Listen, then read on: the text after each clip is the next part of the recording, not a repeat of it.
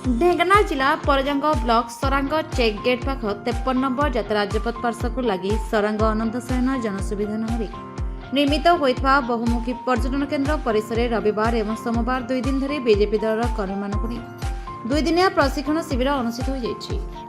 परजंग विधायक विभूतिभूषण प्रधान शिविर को उद्घाटन कर दल नीति आदर्श उपरे सम्यक वक्तव्य रखिते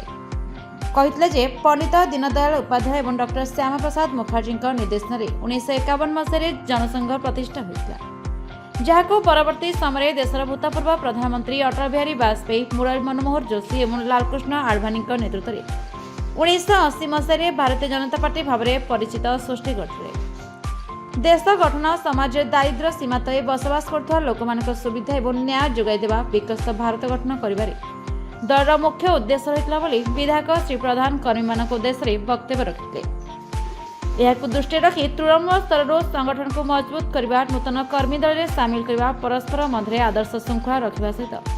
सेवा मनोभाव को गुरुत्वारोप करने एपरि केतेक प्रमुख दिग उपर आयोजित शिविर उद्देश्य रही आयोजित प्रशिक्षण शिविर में ब्लॉक उपाध्यक्ष जशस्विनी राउत दलर जिला सभापति रासबिहारी बेहेरा पूर्वतन जिला परिषद सदस्य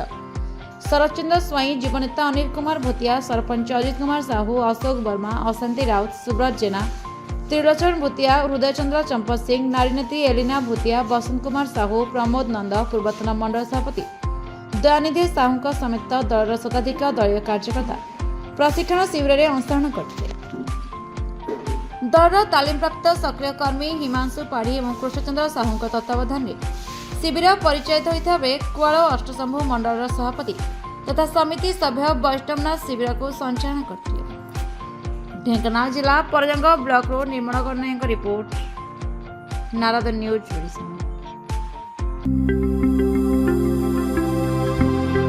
लेटेस्ट न्यूज अपडेट पाई www.nowodisha.com को लॉगिन करंतु।